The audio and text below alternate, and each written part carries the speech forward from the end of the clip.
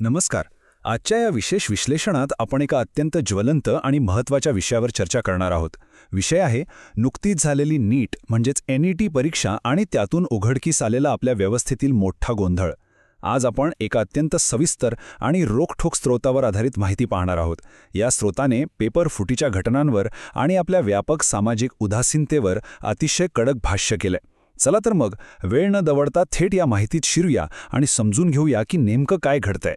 आता हा आकडा बघा, 22 लाख. हो, 22 लाख हा केवळ कागदावरचा एखादा आकडा नाहीये. यातून हा प्रश्न मानवी दृष्टिकोनातून किती मोठा आहे हे स्पष्ट होतं. सूत्रांनी अतिशय अचूकपणे नमूद केलंय की हे 22 लाख विद्यार्थी म्हणजे आपले भावी डॉक्टर आहेत. जरा विचार करा, आजपासून 15 वर्षांनंतर याच विद्यार्थ्यांच्या हाती आपल्या संपूर्ण देशाच्या आरोग्याची धुरा असणार आहे. हे विद्यार्थी म्हणजे देशाचं भविष्य आहेत, बरोबर? त्यांच्या चेहऱ्यावरील निराशा आणि या संपूर्ण प्रक्रियेतील व्यवस्थेची बेपर्वाई खरोखरच अस्वस्थ करणारी आहे. जेव्हा आपण या परीक्षेबद्दल बोलतो तेव्हा आपण फक्त एका कागदाबद्दल किंवा मार्कांबद्दल बोलत नसून लाखो कुटुंबांच्या स्वप्नांबद्दल बोलत असतो. आणि इथूनच एक अत्यंत महत्त्वपूर्ण प्रश्नाकडे आपलं लक्ष जातं.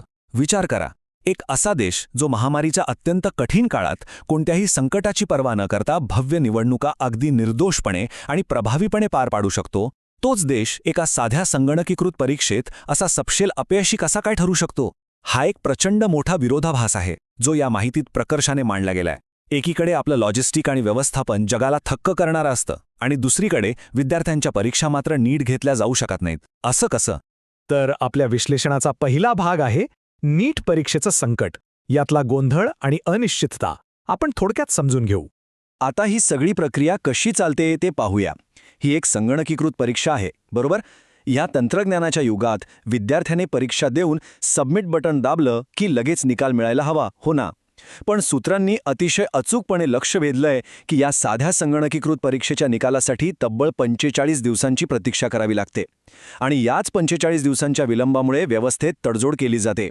निकाल उशिरा लागणं हेच गैरप्रकारांना आमंत्रण देतं. आणि सर्वात धक्कादायक गोष्ट म्हणजे या पेपर फुटीमुळे आता परीक्षा पुन्हा घेतली जाणार आहे, ज्यामध्ये पुन्हा पेपर फुटण्याचा धोका तितकाच जास्त आहे. ही अनिश्चिततेची एक न संपणारी साखळीच बनली आहे. यावर सूत्रांनी अतिशय कडक शब्दांत भाष्य केलंय.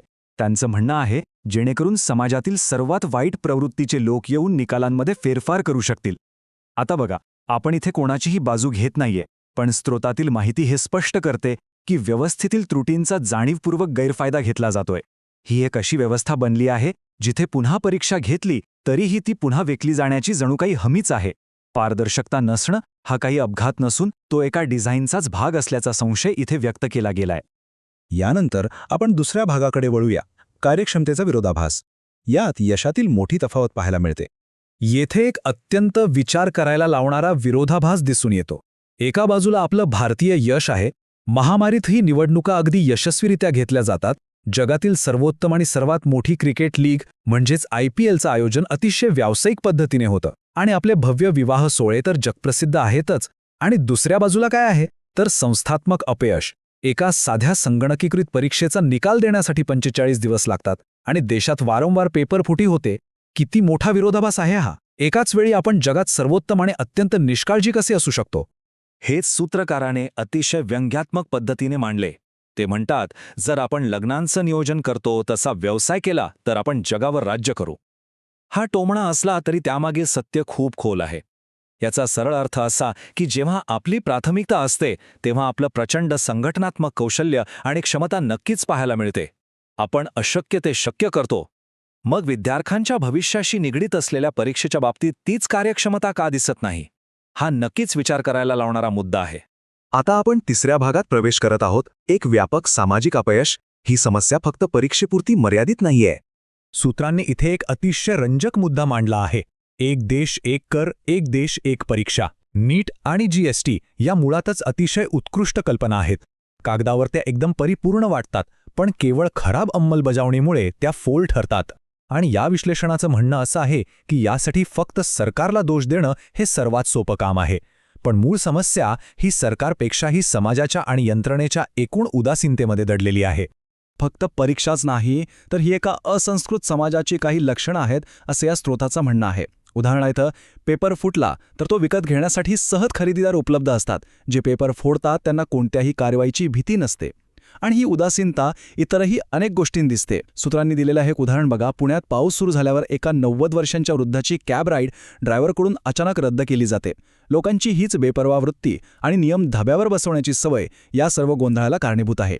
आणि या रोजच्या गोंधळाचं वर्णन करण्यासाठी हे एक ऐतिहासिक उदाहरण दिलंय.